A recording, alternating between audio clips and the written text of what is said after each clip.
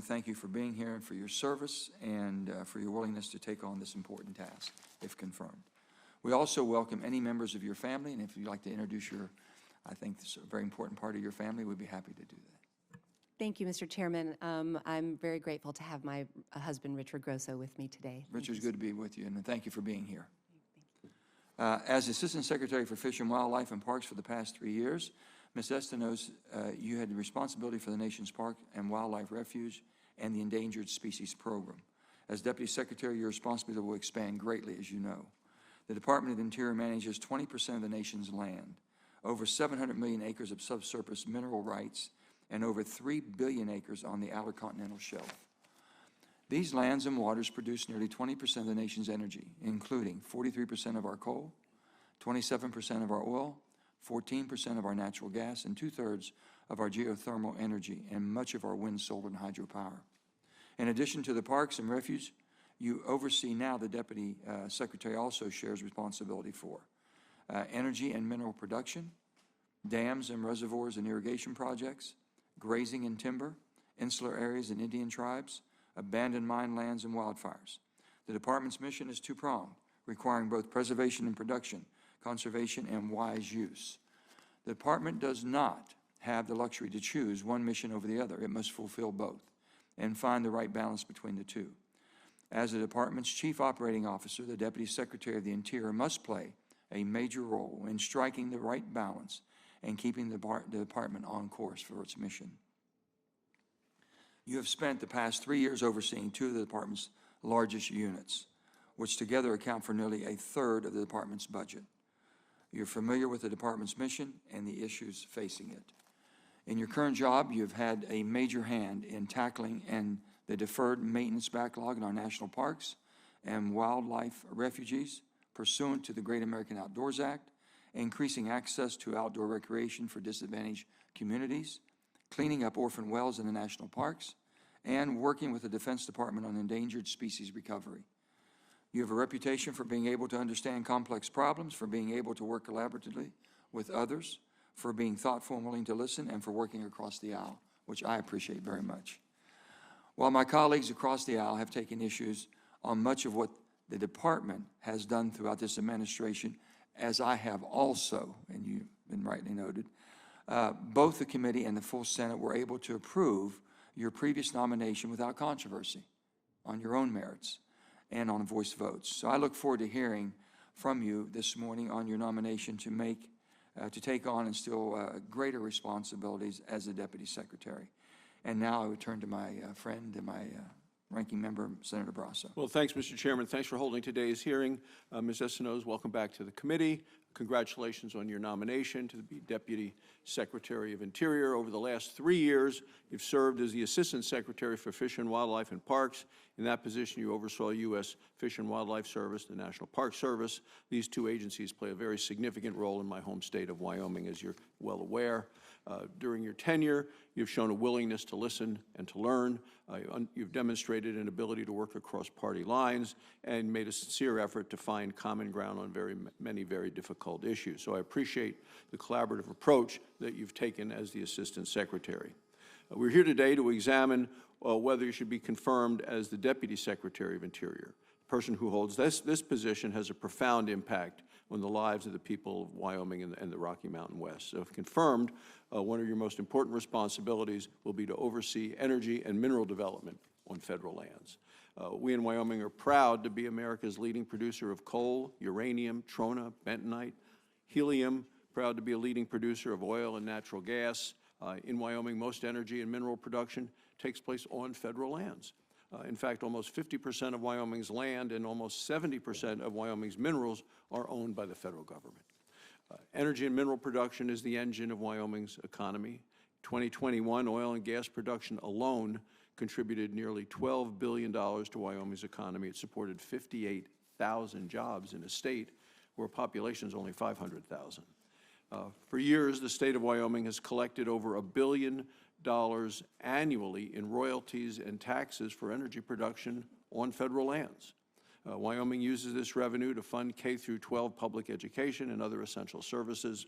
It's imperative that the Deputy Secretary understands how the Department impacts the people of Wyoming and the West. For more than 3 years, Secretary Haaland has laid the groundwork for my state's economic ruin. Absolutely, she has done that. She has canceled 2 years' worth of oil and gas leases. She has nearly tripled timelines for oil and gas permits. She has put 2 million acres of existing oil and gas leases on hold. She has raised the cost of operating on federal lands by 20-fold, and she has even refused to deliver leases to the winning bidders from 2020 lease sales. It is now 2024. That's the Secretary of the Department. If that weren't enough, Secretary Haaland now wants to prohibit coal leasing in the Powder River Basin. Last year, the Powder River Basin supplied 45% of all coal mined in the United States. It's the single richest source of affordable and reliable energy in the country. The Secretary wants to shut it down. It is an utterly reckless proposal by a completely irresponsible and unfit Secretary of the Interior. Secretary Haaland also wants to ban grazing, energy and mineral development, and recreation on over 2 million acres of federal land in southwest Wyoming. That is an active proposal by the Secretary of Interior. These lands are not national parks, they're not wildlife refuges, they're not wildlife areas. These are lands that Congress has specifically set aside for productive use, being attacked by the Secretary of the Interior. Time and again, Secretary Haaland has shown a contempt for the law of these United States. She has shown a hostility towards the people of Wyoming, and she has shown an indifference to the energy and the mineral security of our nation. This needs to end. Neither Wyoming nor America can afford another 4 years of these destructive policies. So I look forward to hearing from you today. More than anything else, I want to know whether you're going to be a voice of reason at the department, and I hope you will be. I want to know whether you're willing to exercise independent judgment, or whether we should just expect more of the same of what we've gotten from this administration and this Secretary of Interior. So thank you, Mr. Chairman. Thank you, Senator. So, Ms. Estenoz, we welcome you back and your husband with you and your staff, and we'd like to hear from you now with your opening statement. Thank you, Mr. Chairman, Ranking Member Barrasso, members of the committee. I am honored to appear before you as President Biden's nominee for Deputy Secretary of the Department of the Interior. I want to thank my husband, Richard, for being here today. I'd also like to say hello to our sons, Nick and Spencer, to my mother, my friends, and extended family who are watching this morning. I was honored in 2021 to have been reported by voice vote by this committee, to have been reported 19-1 by the Environment and Public Works Committee, and to have been, a little over a month later, confirmed by the full Senate by unanimous consent. It has been the greatest honor of my professional career to serve in this role for almost 3 years. I am a fifth-generation Floridian, born, as were all of my grandparents, in Key West, where I grew up on the water, swimming, fishing, snorkeling, and boating. I, like my late father, am a civil engineer.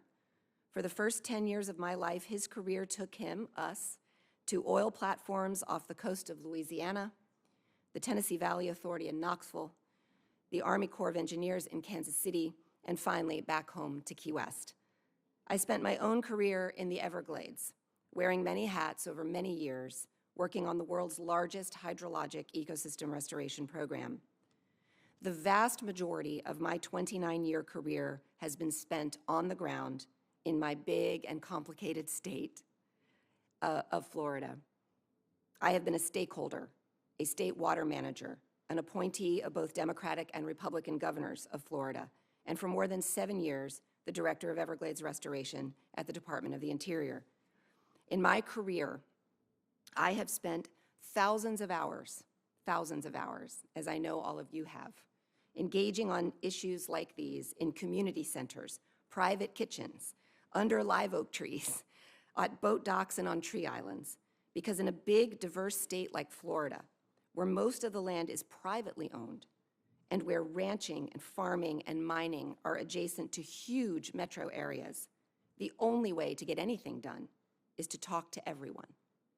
Not because you think you can get everyone to agree, but because understanding diverse perspectives always drives better decision-making.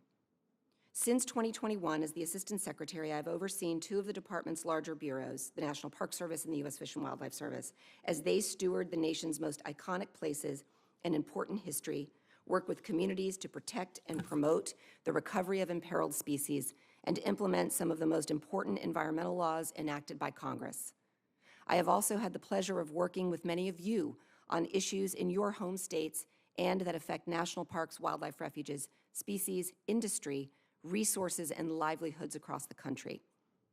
To put Congress's landmark investments to work for the benefit of the American people, the Great American Outdoors Act, the Land and Water Conservation Fund, the Bipartisan Infrastructure Law, and the Inflation Reduction Act, I have worked with offices and bureaus within the department and their subject matter experts, scientists, resource managers, and leaders, in addition to communities, stakeholders, and philanthropic sectors across the nation.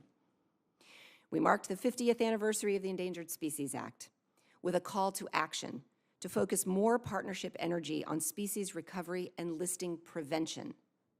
We have downlisted or delisted more than 30 species due to improvement or recovery.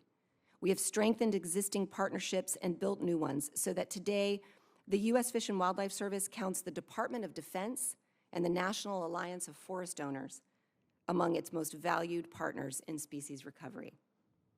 Having worked as a leader in the department for almost 11 years, first as a career senior executive and now as a policy official, I understand the responsibilities of the Deputy Secretary and the weight of the decisions that office must make. In essence, the portfolio of the Deputy Secretary is the portfolio of the department. I have been on the front lines of resource management for almost 30 years, delivering consensus-based solutions to often very difficult problems. In that time, I have learned that people and communities are more similar than they are different, and without fail, every issue I have ever worked on has first and foremost been a people and community issue. At the department, I know that there are many difficult issues, a few very long-running, and we continue to work our way through them. In 2021, I pledged to this committee that as Assistant Secretary, I would use the tools that have served me best in my career: communication, transparency, and intellectual honesty. If I am confirmed as the next Deputy Secretary of the Department of the Interior, I will continue to honor this pledge. Thank you for the opportunity to appear before you, and I look forward to your questions. Thank you, Mr. Chairman. Thank you for your statement. I skipped over a very important part of this hearing, and I'm going to ask you 3 questions now for you to answer. Will you be available to appear before this committee and other congressional committees to represent the departmental positions and respond to issues of concern to the Congress? Yes. Are you aware of any personal holdings, investments, or interests that could constitute a conflict of interest or create the appearance of such a conflict should you be confirmed and assume the office to which you have been nominated by the President? No. Are you involved or do you have any assets held in a blind trust? No. Thank you. Now we'll start our questions. My first question is going to be basically on energy, and this is the name of this committee, Energy and Natural Resources. Yes, sir. Right now, we are pretty much independent as far as the United States of America. We're producing more energy than ever in the history of our country. We're #1 in the world in production, and we've done that in all-in policy. My exasperation with the administration is how they're implementing some of the laws and rules that we've passed here. And we keep have to fight continuously, and companies have been damaged or suing, and they will win because they're outside of the window of the legislation, the intent of the legislation. My thing is this: we have produced more gas, oil, solar, storage, everything that we've done, but it can't happen for us to be independent unless we start mining our own critical minerals, unless we're able to get leases on lands that we basically know have plentiful resources that we should be extracting as we transition. That's the hard problem that we have here, and the administration has not listened or not been willing to listen. And the Ukraine war made it also evident that the United States of America must be this leader and should be the leader, and they're depending on it in the rest of the world. Do you believe it's in our best interest to improve our energy independence? Yes, I do, Mr. Chairman. American energy is good. American energy independence is critical as we address the climate crisis, and it's important as we address the climate crisis and attempt to reduce greenhouse gas emissions. It's important as we seek to secure affordability and reliability for the American people, and it's important for our national security. Do you believe there should be a pause on any of the federal leasing as far as lands for coal and gas and oil and critical minerals? Well, Senator, I think it's critically important that as you mentioned, as we pursue our transition to a clean energy economy, that we know that we are going to continue oil and gas leasing. We know that, according to the Energy Information Agency, currently our consumption is something like 83% is non-renewable. Renewables are increasing, and that's a good thing, and we need to continue that. But we know that oil and gas is going to be, and coal are going to be part of our energy mix for some time to come. And it's really this conversation about what is the mix and how do we conduct the transition. Do you feel comfortable in basically speaking truth to power to your superiors that you answer to when they're going a different direction and you know it's not within the laws or what should be done, the leasing that we should be doing and handling, and basically we're fighting for every lease we have offshore in the Gulf. We're fighting for every lease onshore. I'm sure you're going to hear from my friend here pretty quickly about the unbelievable roadblocks that have been put up. It makes no sense at all. So we need somebody that'll say, this is the facts, this is the law, we should be following it.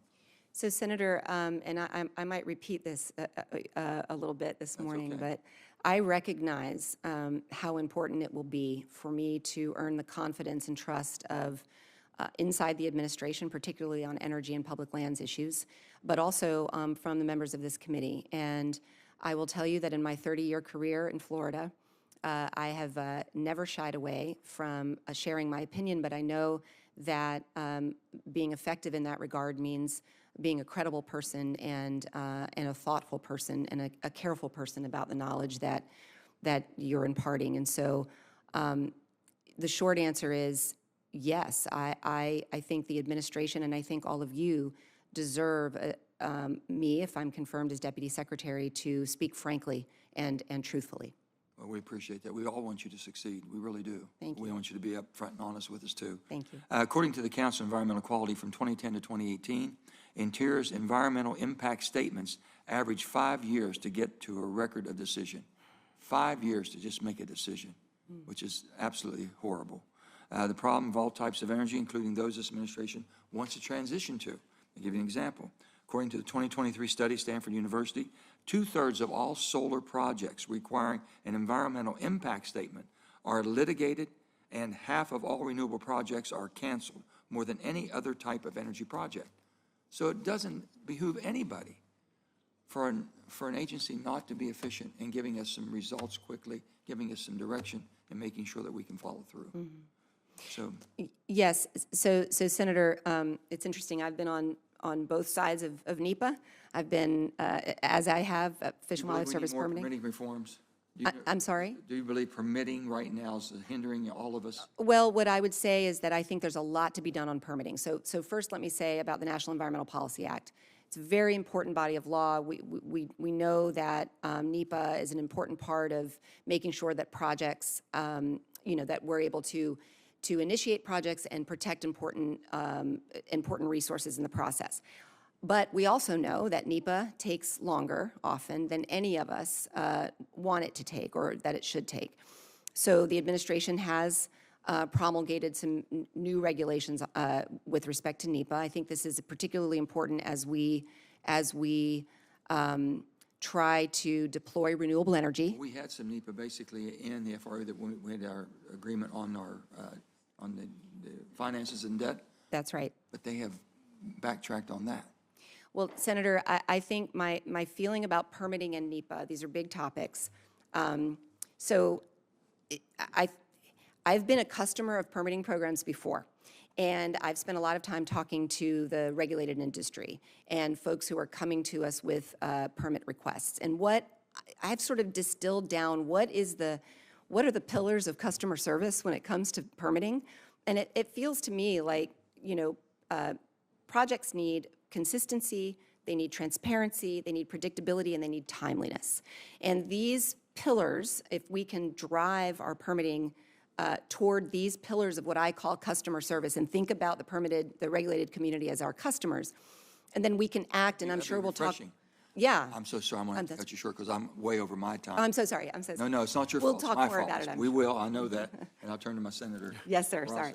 Well, thanks, Mr. Chairman. I wanted to start with something you talked about early in your testimony, endangered species list, recovery and delisting. You know, the greater Yellowstone ecosystem population of grizzly bears. Yes, sir. Fully recovered for 20 years. I understand why they went on the list initially, down to 100, now well over 1,000, spread way beyond the area that people were hoping they would stay, and that we knew that they were not going to stay as they continued to grow. Grizzly bears are still listed as threatened under the ESA. Number of bears far greater than the number required for delisting by the Fish and Wildlife Service. Yes, sir. Wyoming's played an important role as a state in leading this recovery. So as Assistant Secretary, you'll have the authority over Fish and Wildlife Services. When can we expect the service to delist the grizzly bear? Thank you so much for this great question, and if Mr. Daines joins us later, I think we'll get it again. It's such a good one. So first of all, let me agree with you, Senator Barrasso, and congratulate Wyoming and everyone who's been working on bears for all these years, that the Greater Yellowstone Ecosystem Recovery Management Area population has met its recovery criteria. You are absolutely right. It's met and exceeded its recovery criteria, and that's fantastic news. And it's not just Greater Yellowstone, by the way. It's also Northern Continental Divide has met its recovery criteria, too. So what does that tell us? It tells us bears are doing really well in important parts, and particularly in Wyoming and Montana. There is a petition before us. Wyoming has petitioned us to delist the Greater Yellowstone. They've asked us to find the population a distinct population segment, and so that is the sort of arcane part of the law that we're trying to work through. Congress has asked us to use that designation sparingly, and so, and we're also looking at our delisting criteria. So what I would say to you, Senator, is that with the ESA, it's the question is delist, list. It's also the path you take to get to that decision matters when it comes to whether or not a court will overturn it or not, or sustain it. And so it's really the path that we're working through, the path that Wyoming has asked us to follow. So I appreciate the question. And what I want to say to you is, regardless of the outcome of my nomination, I will continue to work with Wyoming on that particular issue. Great. In August of last year, the BLM issued a draft resource management plan for the Rock Springs field office. This plan would block, severely restrict access to over 3.5 million acres of federal land in southwest Wyoming. If finalized, the plan would devastate the livelihoods of the people and the communities in my state. The governor, the congressional delegation, state legislature, county commissioners, across the board, everyone strongly opposes what the Secretary has come out with. So far, the Department has done little to address any of our concerns. If confirmed, what would you do differently? Yeah, so thank you, Senator. So you're right, it's a BLM RMP process, and I'm not involved in those processes, but I am very much aware of Rock Springs. I'm very much aware of the concern in Wyoming and the engagement in Wyoming and how important it is as a plan. It covers quite a large area. You're absolutely right. I also understand and am very grateful, just on behalf of the department, for the incredibly constructive input that folks in Wyoming have provided. In particularly grateful to the governor for his leadership in really facilitating that input. I have heard both the Secretary and the BLM Director say to this committee that when the final plan comes out, that we expect that input to be reflected in that final plan. If I'm confirmed, Senator, depending on where the plan is, I would welcome, if you think it's important, and if I'm invited to come to Wyoming and talk to folks about how they're feeling about the plan. Well, we'd love to have you. Well, final question. So in May, the Bureau of Land Management took steps to prohibit coal leasing in the Powder River Basin. Last year, the Powder River Basin, about 45% of all the coal mined and used in the United States. Ms. Stone Manning has said that existing leases will be able to meet our coal demand in the future. I doubt that. She's capable of assessing our future coal demand. I don't think she's capable of doing an objective decision on this. Where do you stand on future leasing? So thank you, Senator. So yes, I'm familiar with Powder River Basin, growing increasingly familiar, and in preparation for this committee hearing. And yes, coal, even as demand for coal falls, it is still part of the energy mix, particularly almost exclusively in the important sector of electricity generation, and I understand that. If I'm confirmed as Deputy Secretary, I would seek to understand at the appropriate level, at the deepest level, this argument about sort of That's unused the leases. question, and- should the department end new leasing in the Powder River Basin? That's Right, a and- fundamental question. Yeah, well, I think if I'm confirmed, I'd need to understand the issue better, Senator, particularly as it relates to the debate you've just said, which is we have a lot of capacity in existing leases, and whether or not, we believe that that existing capacity is adequate. You disagree, I would, as a Deputy Secretary, I would come to understand that debate better. Thank you, Mr. Chairman. Thank you. Yeah, that's a tough one because we're concerned about the administration not following the laws. Basically, the land and the resources belong to all of us. Yeah. And we need that. And we need to have a pathway forward. And these are long-term propositions and investments. People aren't making them now if they don't have leasing to go on. Mining operations can't start and stop like any other. Right. They have to continue on. If not, you're going to basically thwart them all. With that, we turn to Senator Cortez Masto. Thank you, Mr. Chair. I'm actually going to yield my line in the queue here to my esteemed colleague from Colorado who has to preside relatively quickly over the Senate. That's very kind of you. Senator Hickenlooper. I appreciate that. Thank you, You Senator. are now. You know that, don't you? I do. Trust me, I'm fully aware. And Ms. Estenoz, thank you so much for your service. I want the record to show that there are few people that work in the federal government who I hear Republicans and Democrats both praising from the time when she was working in nonprofits and in her years of public service. So we're grateful for all your public service and for taking on this new challenge. Thank you, Senator. I want to talk a moment about water, and it's hard to shift right to water because you talked about the Yellowstone basin area where I did my research when I was a geologist for my master's, and then the Powder River Basin, which of course in politics in Wyoming is famous for political opponents accusing each other of being just like the Powder River, a mile wide and an inch deep. It's a famous political jargon out there. The Colorado River is at a critical point. After decades of drought and aridification in the basin, state and water officials are working assiduously to envision long-term water management for the river after the current operational guidelines expire in 2026. You have a wealth of experience in water management in your time in South Florida, particularly with respect to the Everglades, that river of grass, as Marjorie Stoneman Douglas once put it. You're someone who knows rivers, understands water and water management. You know how important it is to rely on state and locally led solutions to where the rubber meets the road for confronting these challenges. When you look at the challenges we face in the Colorado River Basin, how do you see the path forward? What's your perspective? Thank you, Senator. And let me first say how proud I think all of us should be, everyone should be, for the tremendous work to stave off a crisis in the Colorado River Basin in the face of record drought. And the reason I credit everyone is because that the place that we find ourselves now was really the outcome of bringing everyone together, the 7 basin states, the tribes, and in particular giving the tribes a meaningful seat at the table to reach a consensus in this interim period.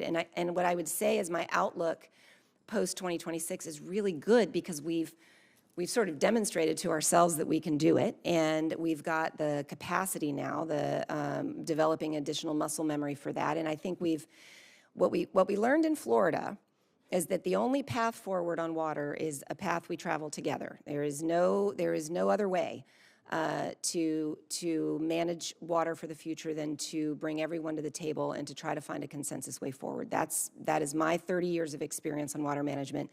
I feel particularly fortunate that we have Commissioner Tootin at the table. She seems to me to have been a truly positive force in the Colorado River. So what I would say to you, even in my current position, I have some interests on the Colorado River in my current portfolio, and what I would say is that I'm very optimistic for our post-2026 future. Well, I share your admiration of Camille Tootin. She's appeared here a couple of times herself and has done a remarkable job of both providing the leadership but also the technical background, That's which right. I think you bring the same elements to the table. In Colorado, there's now an option to add a state park pass. We call it the Keep Colorado Wild Pass, right on your annual car registration when you re-register your car. In the first year of using this model, the state has secured over 1.5 million pass holders, over $40 million in revenue that goes directly to benefit parks, wildlife, search and rescue efforts. Also demonstrates the appeal and the demand for outdoor recreation in Colorado, where we're lucky to have some of the best opportunities around, but recognizing that these opportunities are literally all across the country, as you know well. How is the Department of Interior collaborating with state agencies, including state offices of outdoor recreation, to ensure continued innovation as the demand for recreation on state and federal lands continues to grow? Thank you, Senator. It's such a good and important question. I come from a state where we like to be outside a lot and recreate, and I appreciate very much Colorado's model. I hadn't heard about the state pass associated with your car registration.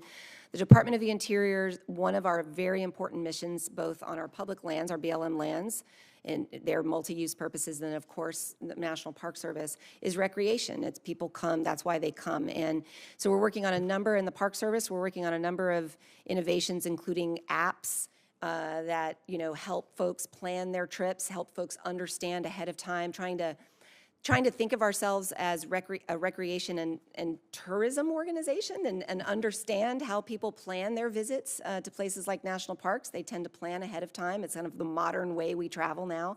And so that's a big part of it. We're trying very hard to encourage visitors to seek more than just the top 50 visited parks and recognize that we have recreational opportunities not only in the rest of the park system, but that often parks, to your point, to visit a national park could also be to visit a beautiful state park or a county park. And so really partnering with local governments and states to figure out how can we leverage each other's recreational opportunities for the benefit of the American public. That's exactly the right attitude. Great, thank you. I yield back. Thank you so much. Thank you, Senator. Appreciate it. Thank you. Assistant Secretary, welcome. Great to see you. Thank you for visiting with me in my office. I'm going to just get right to the heart of it. I appreciate your comments so far. I think you got a great reputation so far. I think this committee is going to test it. Yeah. One thing that you should know is that for Westerners, we are aligned on a lot of the issues. In the party politics that stops at the state line, we have a lot of issues in common. One of them being this, and I'm going to talk to you about it. Most of the land is owned by the federal government in the West. In Nevada, it's over 80%. In some of my counties, it's over 90%. Right. So it requires a great partnership. One of the things I've asked the secretary and many working with her is to do just this. Nevada needs a statewide resource plan. Right. Working with the federal government on how we are going to manage all those lands in conjunction with the state needs, our local government needs, and our private sector needs, as well as our conservation needs. The challenge I have is because you own so much of the land, we're also getting all these federal rules coming through requiring different things, and nothing is working together. I need a state resource plan. It will probably be the first ever done by a state, but that's what I'm looking for. So I'm hoping you're helping us get to that point. That will help people in my state manage not just renewable energy, but so many other things that we need to manage throughout the state of Nevada in conjunction with the partnership with the federal government. Are you willing to work with me?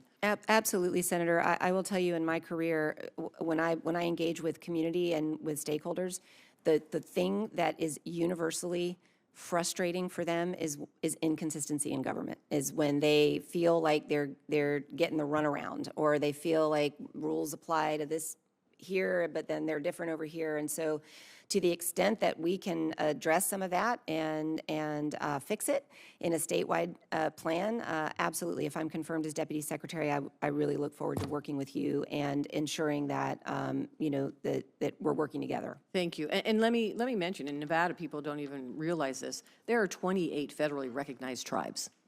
And so part of that conversation is bringing them in, making sure there's tribal consultation, and we're all working together. So the stakeholders are all around the table, like you said. That's what you've been so focused on throughout your career, and I appreciate that. Thank you. I'm gonna focus on a couple of things that I need your help with in Nevada.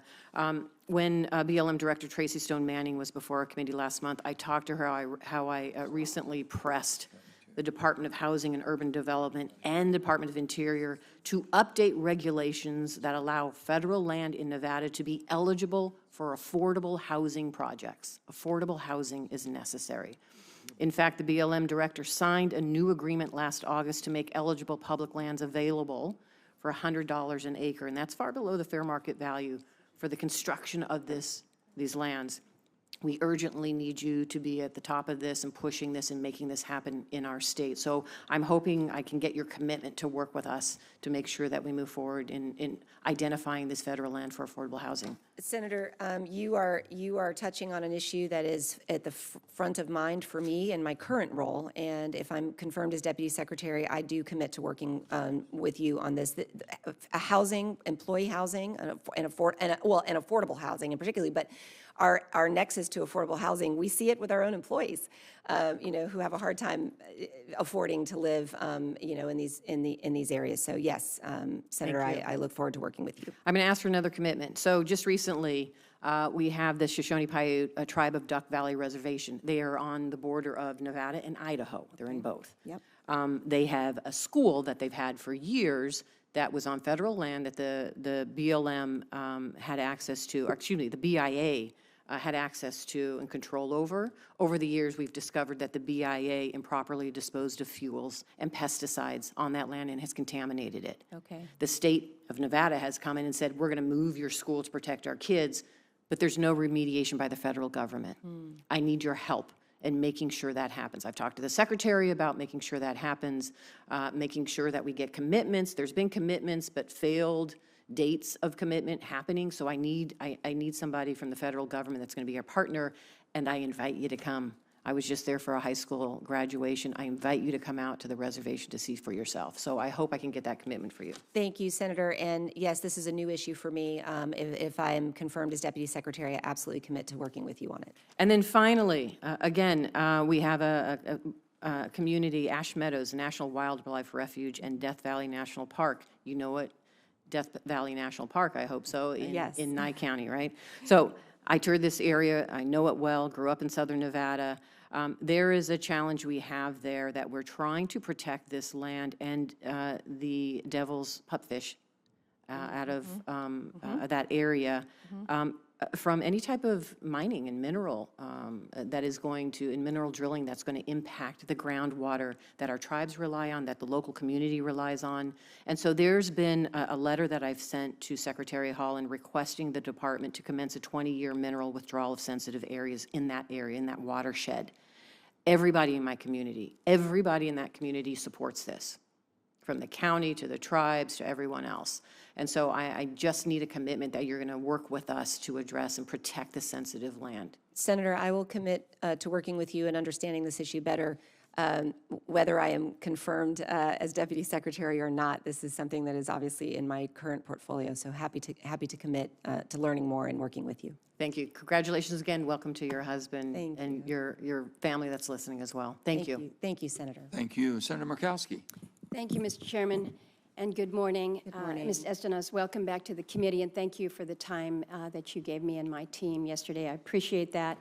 It was a good opportunity to speak directly with you about the many decisions, really the torrent of decisions that we've seen out of the department, which have effectively restricted access and that simply prevent development within the state of Alaska. These decisions have a major impact on a state where more than 200 million acres of land are managed by the Department of Interior. They impact our jobs, they impact our economy, really our ability to function as a state, both now and then into the future.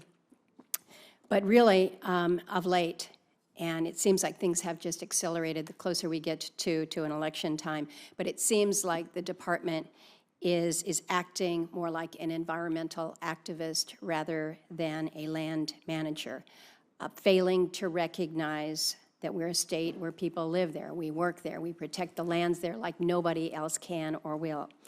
We've kind of reached the point where we dread Friday. We dread Friday afternoon because that's when the administration has seemingly been dropping these decisions.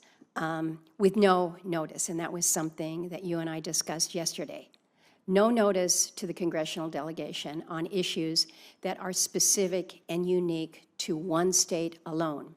So whether it was the rejection of the Ambler project, keeping 28 million acres locked down in public land orders, the PLOs, transforming our petroleum reserve from a place for energy production to effectively a de facto wilderness, or the looming evisceration of the coastal plain oil and gas program that we expect later this month.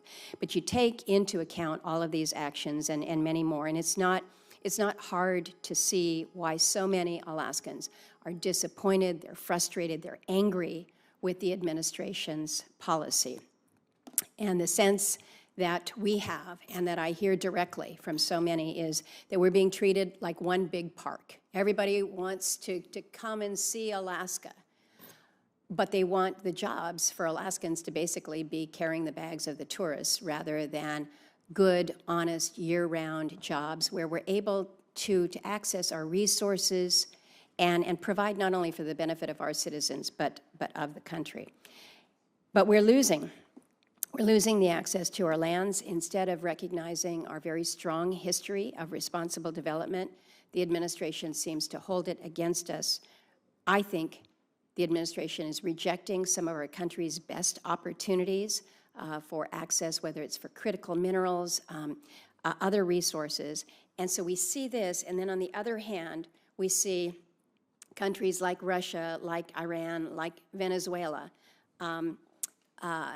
being almost rewarded effectively for the use of their resources. They look the other way when it comes to human rights and environmental abuses. You look to Mozambique, you look to Congo, you look to China. And so we've just got this contrast that just makes no sense to the average Alaskan. And a point that I shared with you, and I feel really strongly about, the department is not keeping their commitment to us, but they're not keeping their commitment to the law. They're just not keeping the commitment to the law. The latest example being the process to lift PLO 5150, that was abruptly canceled. We're not trusting Interior to follow the law when it comes to consultation with Alaska Natives or the state of Alaska in making these decisions. So you're in a tough spot here. I grant you that. It's the administration's policies that I think have kind of stacked the deck against you as a nominee.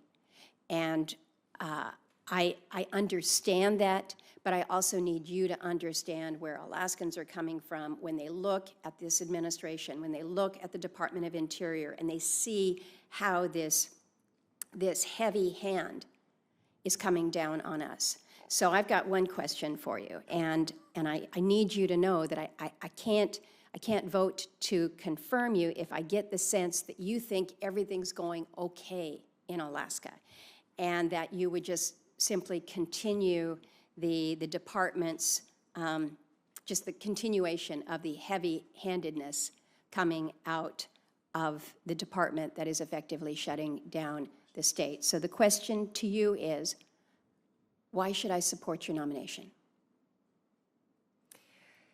Senator, first of all, let me thank you for the time you gave me yesterday. I appreciated it, too. I really did. I really was so grateful, not only for the time, but for the frankness, which is continuing now, which I actually appreciate so much. I went home last night. I thought about our conversation throughout the night. I woke up in the middle of the night. I thought about our conversation some more. And that's the kind of frank conversation that I really appreciate. So what we talked about yesterday, and what I said earlier, right before you came into the room, is that I know that I will have to earn both the trust and confidence of everyone, both inside the administration and on this dais. And all I can bring to this conversation today, and all I can say to you today, all I can do is compare myself to myself, which is to my 30-year career and the way that I've worked until this point. I do have, we have worked with you in my current portfolio, we talked a little bit about yesterday. I feel like we've tried very, very hard to go to Alaska, and I've been to Alaska in this job, and I went specifically to listen. And we've tried to do that. We've tried to think transformatively. I've spent a lot of times, as I mentioned to you yesterday, I began during the presidential transition, even before I was in this job, learning about Alaska, trying to understand Alaska, because it is such a different place. It's such a special place. I mean, just the statutory framework is completely different.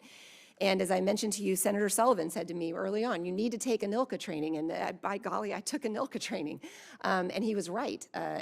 So what I want you to know is that, and I'll say this a couple more times, is that, my career is what it's been, but my life is also, but my personal life is also a factor here. I know, because I was a part of an energy-dependent family. My father was in the energy industry when we lived in Louisiana. We were a young family, and our income depended on oil and gas in the Gulf. So I understand that, as I said in my opening statement, that every issue we work on, whether it's a species issue or an energy issue, it's really a people issue. And that's what I would bring to the Deputy Secretary's job. I know that my resume, I haven't worked in energy and public lands, but I know the department really well. I've been a senior leader at the department for 11 years. I know how it works. In my current portfolio, I have intersected with energy. I have intersected with public lands.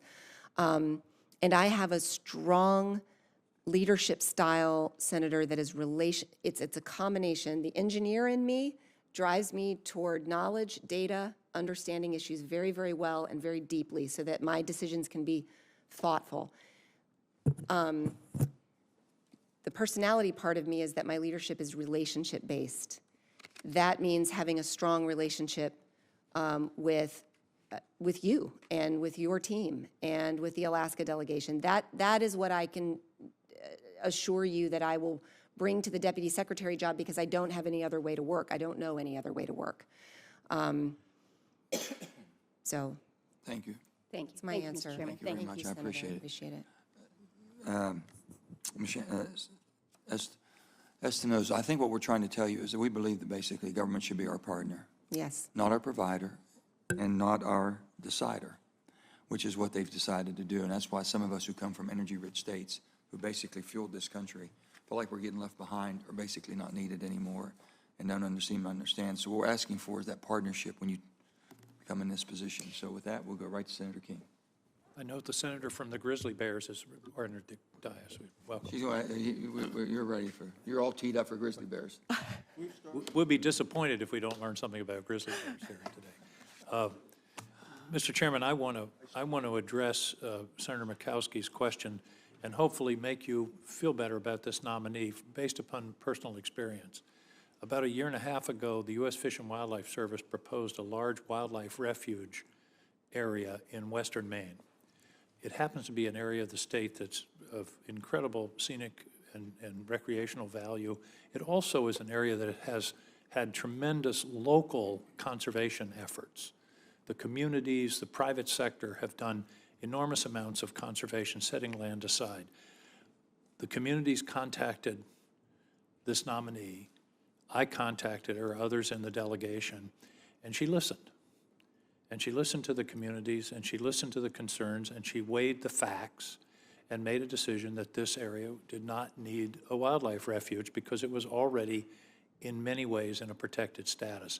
That's what I look for in a person in a position like this, someone who will pay attention to local concerns and listen. So I wanted to thank you for that, and I think it speaks well of your approach, and I think the chairman put it well. We should be partners here, not adversaries, and we should try to find solutions to problems that are mutually beneficial. A couple of other points. 5-year EISs, that should be history. Yeah. I never want to hear about a 5-year EIS. This committee has heard me say this numerous times. A month ago, we had the anniversary of D-Day. Eisenhower retook Europe in 11 months. To me, that's the standard for how long things should take. And a 5-year EIS is just a disservice to the process and to the citizens of the country. Secondly, on the issue of permitting, we need permitting reform and the expediting of permitting in order to achieve a clean energy future.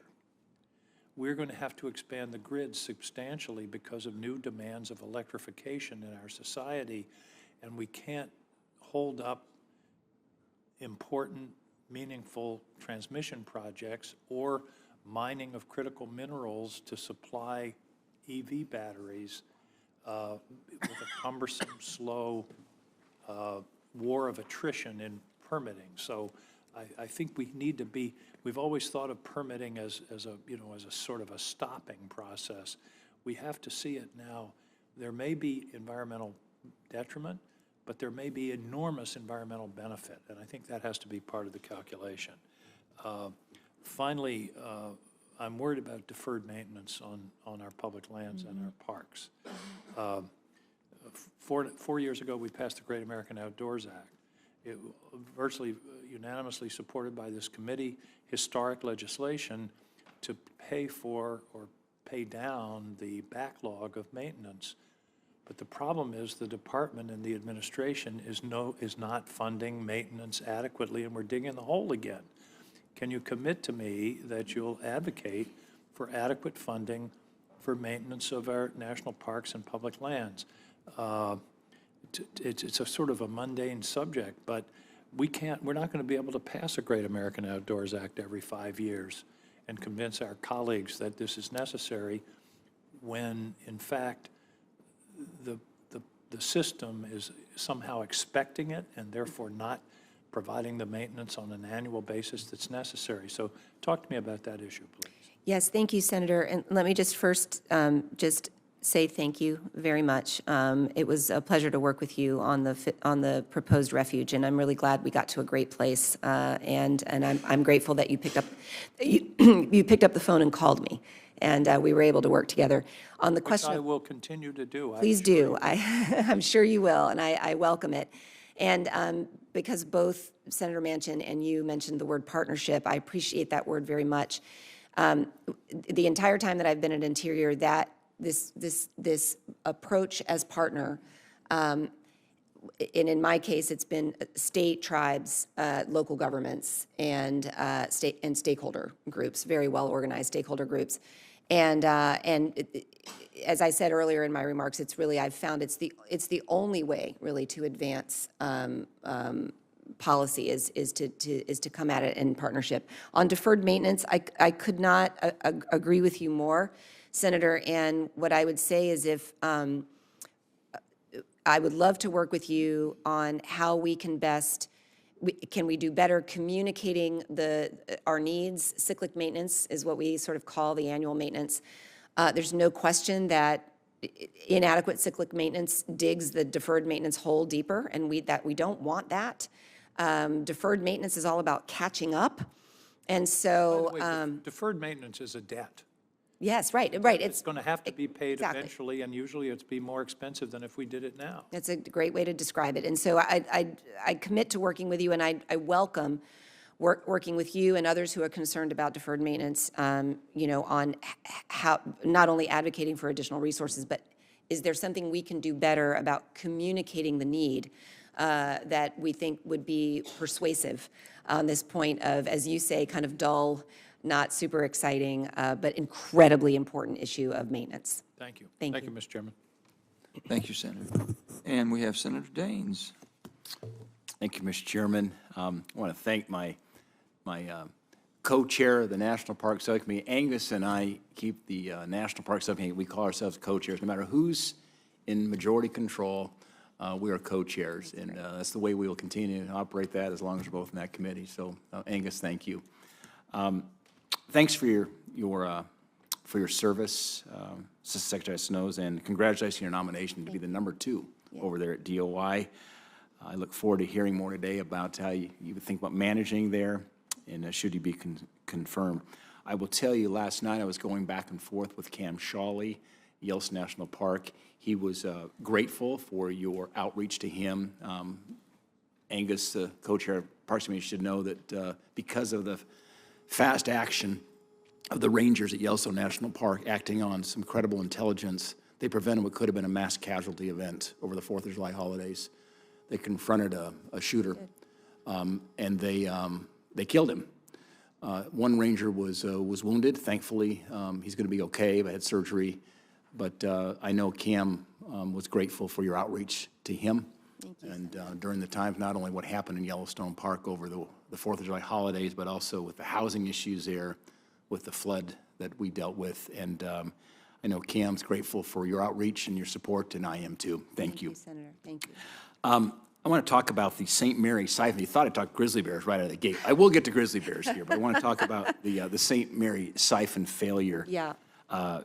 This includes the Bureau of Reclamation in terms of what we need to do to recover. It's currently working to address the catastrophic failure. We had 2 siphons from the St. Mary River, which provide water essentially irrigators at Montana's Highline. If confirmed, will you work with Reclamation and the farmers and ranchers on the Highline? The Highline is the northern part of our state up close to the Canadian border. It's very arid, it's dry. We depend on water to stay alive up there, and the irrigation systems and the St. Mary's infrastructure. I just want to get your commitment that you would work with us and use all available resources at your disposal to replace these siphons and ensure the work is done as quickly as possible. Senator, no one, I appreciate the question, and I'm sorry to hear that we have a water management infrastructure failure, that no one knows how serious those are better than I do. And if I am confirmed, I absolutely will work with you and with BOR to ensure that we're addressing that issue adequately. Yeah, because this is one of those situations where you can't miss one irrigation season. Right now, we've got high temperatures. We had a cool June and July, and suddenly the temperatures spiked. It's July in Montana, it's higher temperatures, and it gets to be very. And Senator, I'm sorry, may I just quickly, may I thank you for acknowledging the incident in Yellowstone, and let me just say to the committee, Senator Daines is correct. The bravery of our law enforcement officers in Yellowstone did indeed likely prevent a disaster and potentially a mass casualty event. It is true that one of our officers was shot. A very young officer. He is going to be okay. He's with his family now. And if Senator Risch was here, I would thank him because our officer was flown to Idaho Falls, and the medical professionals in Idaho cared for him, and we're very grateful for that. So thank you for raising that. Of course, and thanks for your outreach. Yeah. I do want to talk grizzly bears. Okay. Yes, sir. Of course.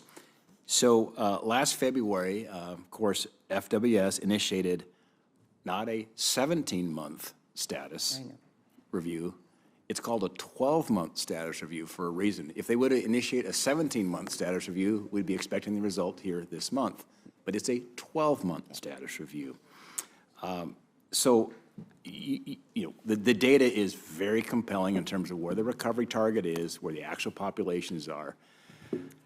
My question is, would you help us and focus on getting this 12-month review done that should have been completed in February?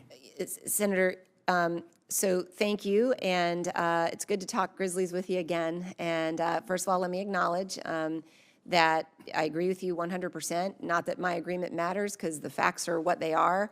The greater Yellowstone ecosystem population is recovered. The numbers from 2022, 965. Not only that, as I said earlier, the Northern Continental Divide population is also recovered at more than 1,100 bears. And we do have this petition in front of us that's asking us to delist the GYE as a distinct population segment. It's that definition that, you know, we're working through. It's got, you know, we've tried to do that before. We've tried to do that twice before, and the courts have rejected it. And so we're working through that. We're working through our delisting criteria. And in the meantime, I want to say, because I didn't say it earlier when we were chatting about grizzlies, I need to say for the record how grateful we are to both Montana and Wyoming for the stewardship of grizzly bears. And grizzly bears are doing well in those states because the states are taking good care of grizzly bears, and we know that. And then I also want to say for the record that we want grizzlies to be recovered and delisted. I want to say that without reservation. We want that. I want that for all of our listed species, right? A delisting is a celebration. But as I mentioned, in the ESA, the path that you use to get there also matters. It's not just the listing decision, it's the path you take. That's often what courts will attack. So we want to make sure we've got the path right. Yeah, thank you, and agree, but there's no reason we can't get this 12-month study wrapped up. Sorry. We're at 17 months. Yes, sir, thank The question is, we got to get this wrapped up. Now, you all, the Interior, can decide to slow roll this thing to the election if you'd like. I think that's a big mistake. I think it violates the integrity of this process if we don't just commit to the 12-month view. It should have been done in February. It's now the middle of July. Yeah, Senator, I can assure you that this process is running based on what the needs of the process are. And I agree with you, driving toward, a decision When's as it gonna soon be as done? possible. Well, I mean, I think I don't have a date for you, but as I mentioned to you when we met a couple of weeks ago, this issue it's in the top 5 for the Fish and Wildlife Service leadership. I can tell you Martha's been out to Montana and Wyoming now a couple of times in the last month. Yeah. So this is a top priority, and I want to stay in touch with you also in the days and weeks ahead. I'm just a little skeptical. I know it, That we're going to Senator. I see this appreciate get it. done before the election. I just think we need to get it done. I mean, just for the sake of the bears. Agreed. For the sake of the process. I hope we can dissolve the politics, if we might be able to, and put the sign and stay focused on the science and get this done. I realize we want to get a solid review done so it protects ourselves when we get litigated in court. Right. But, I mean, at some point, is it 12 months? If we gave you 2 years, I'm afraid you come back here and say we're at 36 months and still thinking about it. I appreciate that, Senator. You're right. And we have, it's a little bit further complicated because we have 3 petitions before us that are all related, and so I appreciate it. And as always, I will stay in contact with your office in the days and I'm weeks. well over my time, and the chairman's very Sorry. gracious. I got to talk to Ninth Circuit, Cottonwood fix, just one, it says, will you commit to working with this committee to get this bipartisan, voted out of here by voice vote, fix to save our forest management industry in the West? Absolutely, Senator. It's one of the great regrets. When I was first in front of this committee in 2021, you and I agreed, let's work together on Cottonwood, tried to do an administrative fix, couldn't get that done. Then we tried to help and work with you statutorily. So yes, Well, and I'm grateful we've got, I've got my colleagues over on this side of the dais here have been supportive of this now. I think we're ready. We could use your help here to get this across the finish line. Thank you, Senator. Senator. Thank you. Yeah. Thank you. Thank you. Senator Rono. Thank you, Mr. Chairman. Congratulations on your nominations. When you appeared before this committee at your last nomination hearings, I had invited you to visit Hawaii, and I understand that you have. I have. So thank you very much, and I hope that you had an opportunity to hear from the people of Hawaii some of their major concerns relating to the department and what the department can do. And in that regard, I did want to thank you for your leadership and that of the Secretary for investing over $36 million to help conserve some of Hawaii's most endangered native bird species. We do not have grizzly bears, but we have birds, beautiful birds. Beautiful birds. So, and I really appreciated your explaining your leadership style, and it was good to hear some specific examples of how you have been a listener and your responsiveness. And I think part of what we need to do in Hawaii especially is to reach out to the Native Hawaiian community. And I hope that you were able to experience some of that when you visited Hawaii.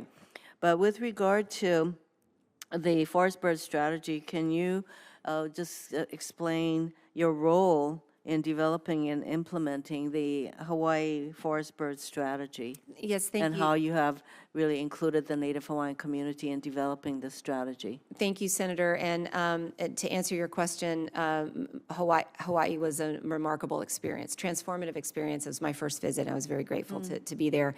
We did spend a great deal of time with the Native Hawaiian community on a number of issues, and so I was grateful for that perspective and experience as well.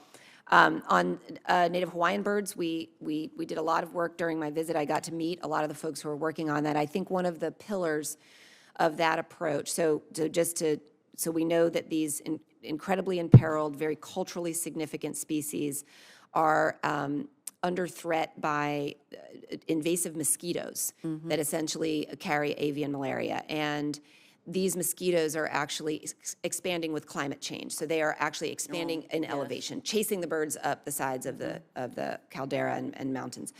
And one of the pillars of our approach here is to engage with Native Hawaiian community and to incorporate cultural and indigenous knowledge in our approaches so that we are addressing this crisis in a way that is effective and that is also respectful of the cultural significance that this species plays. And my role has been to really provide that leadership and encouragement and making sure the program has the resources that it needs.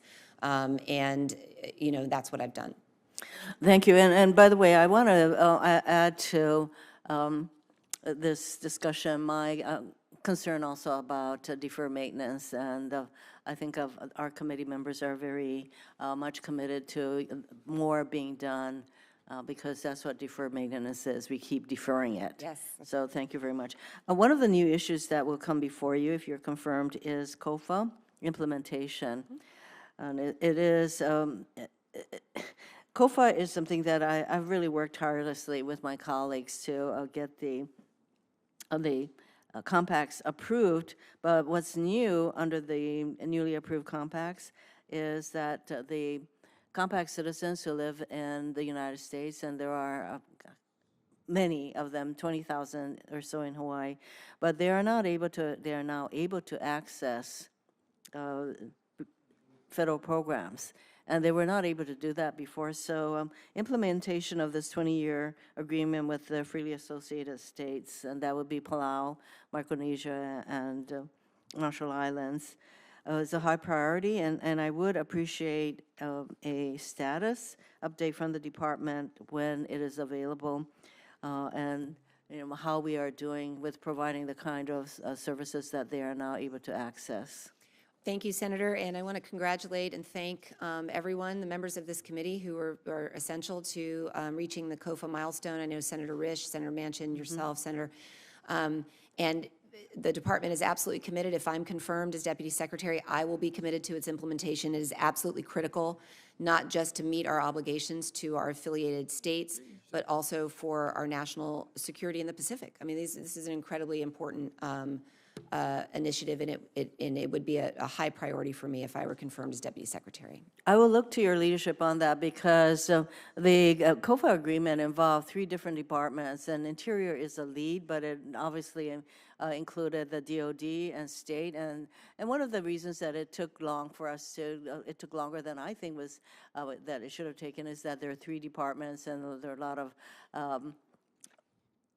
I wouldn't say finger pointing, but somebody had to take responsibility for all of this happening. And so I thank your department for your leadership. And you're going to need to continue to do that because we have thousands and thousands of COFA citizens who are living in our country who need the kind of assistance that we can provide and that should have never been taken away from them. So thank you very much for your commitment. Thank you, Senator. Thank you, Mr. Chairman. Thank you, Senator. And now we go to Senator Cassidy. Thank you. Good morning, ma'am. Good morning, Senator. I was pleased to hear that you understand the economic impact of the ability of a family to work offshore in order to create an opportunity for their daughter to have the future such as you have had. So, because some people are just insensitive to that or don't care. Now, you had mentioned earlier, I'm told, that, a question from Senator Manchin, that we will continue leasing. But I'm going to press you on that. We will continue leasing means sometime in the distant future, 10 years from now, we may have another lease. But as you know, there has to be kind of certainty as to the flow. Next year, we're going to have a lease, and the year after, and the year after. Because if you work for a company which serves those rigs, you can't have a 2-year interruption. Everybody's laid off, and you can no longer do it. So will there be a lease sale in 2024? Senator, so thank you very much. What I would say to you is that we've got a 5-year plan, and if I'm confirmed as the deputy secretary, my top priority, I've said a piece of this throughout the hearing, it would be to immediately, at a deeper level, understand the policy implications and our policy decisions in the energy space. And this is one of them that's very important. And I would want to work with you to understand, for example, our 5-year plan, the approach to offshore leasing that we So let me stop you for a second. Yes, sir. Thank you. In a previous hearing, acting deputy secretary suggested that it would take 18 months to process this. Well, that would put us into late 2025 and 2026. You're thinking, you've been in office for 3.5 years.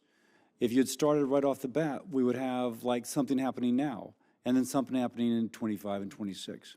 So it seems as if there's foot dragging. I'm just from the outside looking in. Oh, how long can we stretch it out so that, yeah, we're technically doing it, but in reality, those families that depend upon this income, as your family once did, they will be left hanging out to dry, but we don't care because we don't want it to happen. So I guess my frustration is, why is it always tomorrow that this is going to happen? Why didn't it happen when the dadgum administration took office? So, Senator, I know this is, this is a frustrating response to you, but I'm just speaking the truth, which is that I haven't been part in the policy, conversation on energy since I've been in the administration. So if I were confirmed as deputy secretary, I would be, and I would seek to understand the details and the implications at a deeper level at that Well, time. then let me just mention another observation. Yes. It does seem like there's a strategy of death by 1,000 cuts. So there's been this latest ruling regarding the rice whale, in which they found critical habitat, maybe because there was a single possible, maybe kind of, we think could have been sighting off of Texas, and they know they're off of Florida, and so they're putting a corridor in between. So far, not too bad, except where they've actually seen the rice whale. The corridor is about 5 miles wide, and off the coast of Louisiana, it's anywhere from 20 to 30 miles wide. That is significant because there's a 10-mile-per-hour limitation on speed only for offshore service vehicles, for the rigs, not for a powerboat. So it's like a targeted, we're going to make it economically inefficient for you to actually drill offshore. Now, you have not been there while they're doing this, but that is the sort of thing that from the outside looking in, it's just hard to convince me that this is not a strategy of death of 1,000 cuts to the people who depend upon this industry for their economic livelihood. Again, you're going to say, and rightfully so, you've not been part of that decision-making, but that will be something that I will be kind of looking at. It doesn't seem, the science seems quite convenient. We're relying on the science, but you can't help but notice it's 5 miles wide here, but where there's outer continental shelf drilling, it's 20 to 30 miles wide. That science makes a lot of sense to me. No, it doesn't. Now that I've been kind of bursting at the head, let me go here. Revenue sharing, let me just ask you about this. Yeah. Revenue sharing, Land Water Conservation Fund, which I know that the chairman has used very nicely for West Virginia, and that Daines was speaking very highly of, is funded almost entirely out of oil and gas revenues. There's a cap that limits the amount coming to the Gulf states, which we use this for coastal restoration. By the time this conference is over, this committee hearing's over, my state would have lost about 100 square yards of land to relative sea level rise. We use that money by our state's constitution to rebuild our coastline. Last year, Louisiana, Texas, Mississippi, Alabama missed out on about $216 million that would have gone to local resiliency in these 4 states because there was this cap that we're trying to raise with the RISE Act. So I'm just asking you, with your experience in the Everglades, is there a nice ROI on investment in resiliency, which is to say that if we invest now, we have to spend less later? I promise I didn't plant that question with you, Senator Cassidy. Yes, there is a tremendous ROI. The numbers we've used in the Everglades for wetland and coastal restoration is something like 4-to-1 ROI, and that's an old number. It's probably higher now. I traveled to Louisiana last August and spent some time out there looking at some of that coastal restoration. And I think, you know, I know you've got the RISE Act. The RISE Act is moving through, and you know, if I'm confirmed as deputy secretary, or even in my current role, my current portfolio, you know, I would welcome the opportunity to work with you, understand, you know, that you've given me some good numbers. I'd like to understand those better about the impact in the when it comes to revenue sharing cap as well. Because coastal restoration is obviously essential for our coastal states. Thank you. I yield. Thank you. Thank you, Senator. And now we have Senator Hoeven. Thank you, Mr. Chairman, and thank you to you and the ranking member for holding this hearing today. Secretary, appreciate you being here. Thank you, Senator. One of the things we've worked on very hard in the Theodore Roosevelt National Park is to maintain the horses that are there, the wild horses that have been there for obviously a very long time.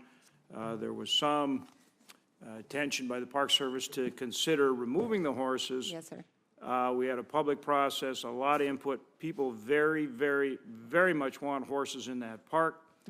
I've worked, secured a commitment from the Park Service to maintain horses in the park, and not only horses, but a genetically diverse herd, a large enough herd to maintain their genetic diversity. Are you committed to making sure that we continue to retain horses in the park and maintain an adequate herd so that the genetics are adequately preserved? Senator, let me say it was nice to speak with you on the phone when we were leading into that decision, and I want to thank you for your leadership on that issue. I want to thank you for your close communication with our regional director. I know your office has a very good relationship with him, and you know the Park Service has decided to take a step back, you know, from its plan and look again at horses at Theodore Roosevelt. And I think you know, my role will be to work with them and work with you to find that right management level for that herd, that is the right management level for the herd, and then we also want to talk about sort of the resources needed to maintain that herd, right? The Park Service,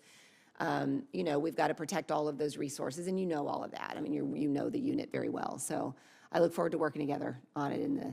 Thank you, and both at least one or more of the tribes in the state have offered to assist in any way, shape, or form, Standing Rock, as well as the state of North Dakota.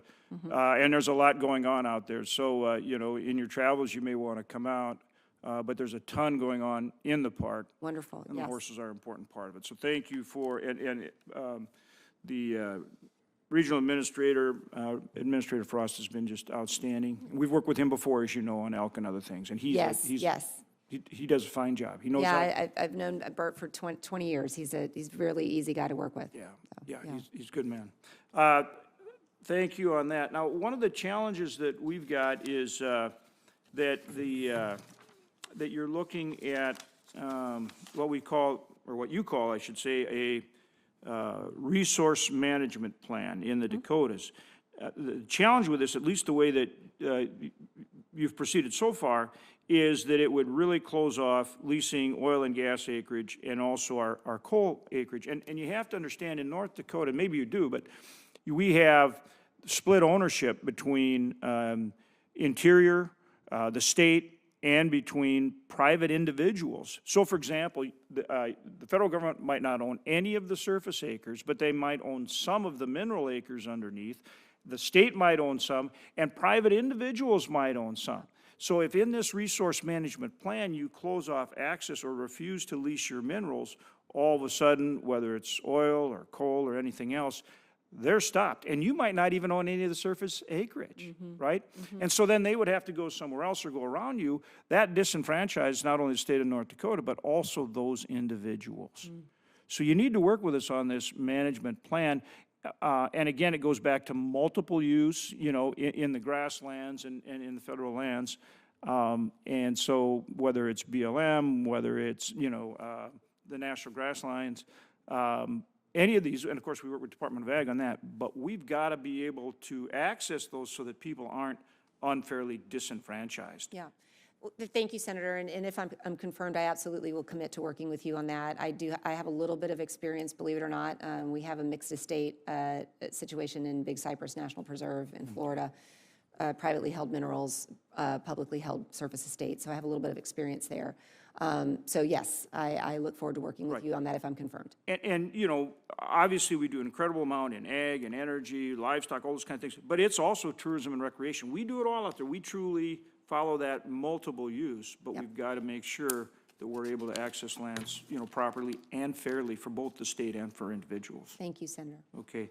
I guess the other thing I'd want to ask about is the Biden administration had put out numbers on drilling permits and had said that there had been more drilling permits approved than were actually drilled. And one time they were saying there were more drilling permits approved through the Biden administration than for the same amount of time during the Trump administration. Now that's come out, and that number's been dropped significantly by something like 1,000 drilling permits. And so I would like to make sure we have the accurate information. You know, we're concerned, obviously, that the price of gasoline is up and believe that nobody can do it.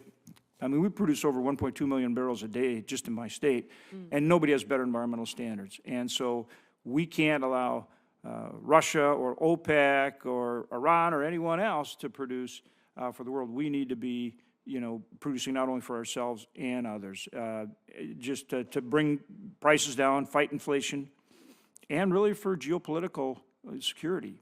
So if you would, I would like those latest updated numbers, if you would provide those. I will take that back, Senator, and make sure that those get to you. Thank you. Thank you. Thank you, Mr. Chairman. Thank you, Senator. And I just have one more question to follow up with. Yes, and sir. then Senator Barrasso does too, and I don't know if Senator Hoeven has another question or so.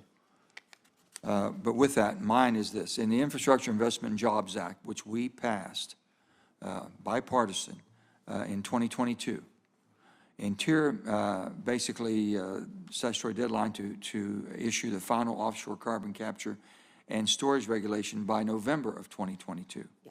Interior missed that deadline and continues to delay each year.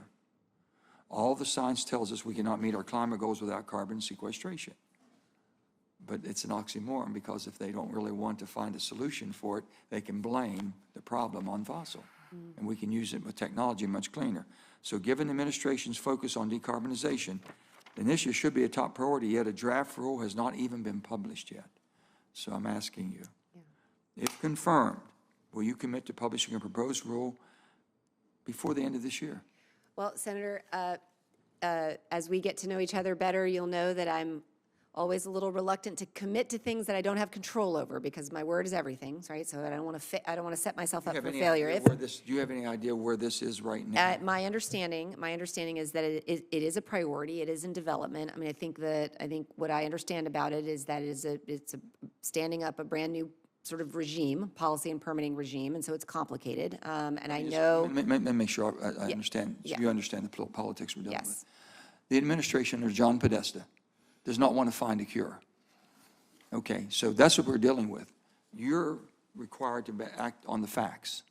We can do it. We can safely, basically sequester. We've proven that commercially. And all we're asking for is give us the report that shows it can be done. That's all we're asking for. I'll fight the administration. We'll both fight it, whatever's going on there. But if you all would just, someone that we can count on to give us the facts that it can be done offshore. Senator, thank you. And if I am confirmed, as I've said this morning, you know, I will work with you. I will communicate with you, and I will take responsibility to be as smart as I need to be to communicate with you in an effective and a way that you find useful. Since I won't be here after January, I rely on my friend here to make Mr. sure Barrasso. that you're reporting back. Absolutely. Thank you, Senator. Senator Barrasso. Yeah, thanks, Mr. Chairman. Just a couple other things. You know, in November of 2022, Laura Daniel Davis, the acting Deputy Secretary, she signed a decision memo that raised royalty rates on oil and gas leases, raised the rates. According to the memo, they said lowering rates would actually encourage more oil and gas development and offer greater energy security. We're worried about energy security for the country. But she went ahead to choose to impose higher royalty rates, so that she said the oil and gas production would move to a lower, and she said more socially optimal level, so that the socially optimal level is not what is most interesting for the country in terms of greater energy security. Totally divergent positions. Do you believe that less American oil and gas production is socially optimal for our nation? So Senator, I'm not sure I know what socially optimal is, but what I would say is that. Well, it sounds like it's a religion by this administration and the department right now. What I would say is that, you know, I know that the administration is pursuing a clean energy transition, and that addressing the climate crisis, lowering greenhouse gas emissions, this is something that is a high priority for us. And we've said this morning that we know that oil and gas production is going to be a part of the energy mix for a long time. And if I'm confirmed as Deputy Secretary, you know, the energy portfolio, it would be, and my understanding the nature of the debate and really understanding what are the contours of the debate, that's going to be my number one priority. It's, in addition to the contours, it's the long-term consequences of the debate. We had a hearing here a couple of weeks ago that the chairman called talking about long-term energy needs and AI. And even according to the New York Times, the energy needs of this nation 5 years from now, because of AI, because of electrification, electric vehicles, because of crypto, all of those things, it's going to be about like adding a whole new California to the grid. And China is committed to having all the energy that they need for AI. And it doesn't seem like this administration is committed to having that energy needs to be able to compete against China. And that was the result of the hearing here. So I'm talking about just in terms of the consequences long term. So under the current secretary, the department has leased on average 96% less onshore acreage for oil and gas production each year than the 3 prior administrations, even the Obama administration, much, much less. It's also issued on average 93% fewer onshore oil and gas leases each year compared to the prior administrations, including the Obama administration. In your view, is the department headed in the right direction when it comes to oil and gas leasing? Well, so, again, Senator, haven't been in the policy discussion on energy thus far. I would say that the administration is confident that our plan is going to meet our energy needs into the future. I understand there's disagreement, and if I'm confirmed as Deputy Secretary, I would be then part of that debate and those discussions, and I would look forward to understanding your perspective on them. Because I think what you just said is true. The administration believes we're on the track to do that.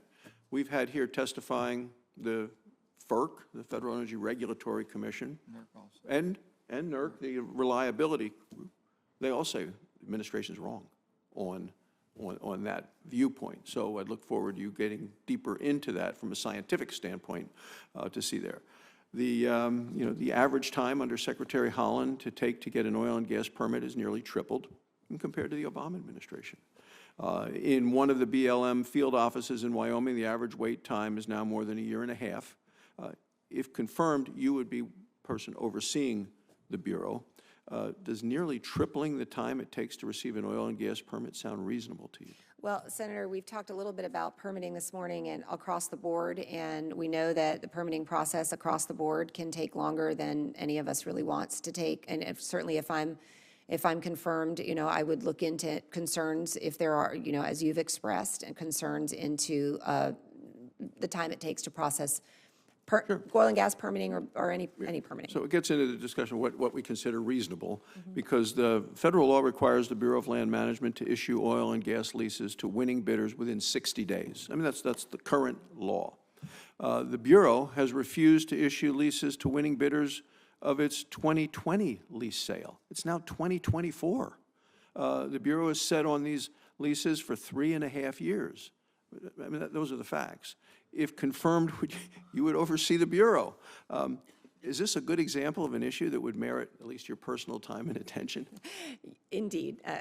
Certainly. Any issue that is raised by a United States Senator would be worth my time and attention. And this is one of them, certainly. And again, this is the perfect example of, where the deputy secretary would step in and say, all right, what's happening? And, and then communicate directly with you, on that point. Thank you. Let me Thank you, just Mr. follow up real quick on that. Yes. For an example, a drilling permit needed for a proposed lithium project on BLM managed land has taken more than 2 years versus less than 6 months to secure the same permit on private lands. So my only thing is, you don't have to, you don't have to reinvent the wheel here. All you have to do is basically reverse engineer. How are we doing it 4 times faster on private than we have total control on BLM? That makes no sense to us. Thank you, Senator. And I'll just say this, which is a little bit more perhaps substantive, which is that, I mentioned earlier that in my current portfolio, I have intersected, with some of these issues as overseeing a regulatory agency now. And, a couple of the lessons that I learned is that in some of these efforts, engaging with the regulatory agency early and often, that's an important thing to do. In our case, it was Fish and Wildlife Service, right? Engaged leadership from the very beginning. The bigger and more complex the project, the more important it is to have sort of leadership, driving us to milestones, helping deconflict, helping get over disagreements in stuck places. So I've learned some of these lessons, and I would certainly bring those into the Let me Deputy just make Secretary. one final comment, and then Yes, sir. we'll close out here. The Department of Interior seems to, to take stewardship to a whole new level. The Department of Interior is not owners of this land. It's the people of America. Every one of them sitting here, we all own the BLM land. And we're appreciative of good stewardship. The bottom line is this should be for our benefit. And this is what's not happening. We're fighting within ourselves to get the best results. That's what's frustrating, sitting here as a U.S. Senator trying to have just a dialogue with people who are your steward. You don't own it. It's not yours. This seat's not mine. It's not John's. It's not. We understand that. We're stewards. We're representing the people, and we're asking y'all to do the same. So with that, we do appreciate you being here. We appreciate your responsiveness to our questions, which I think you've been straightforward, and I appreciate very much that, and your willingness to take on this important role, which is so, so important to our country. So with that, our members will have until 6 p.m. tomorrow to submit additional questions for the record, and with that, the meeting's adjourned. Thank you, Senator.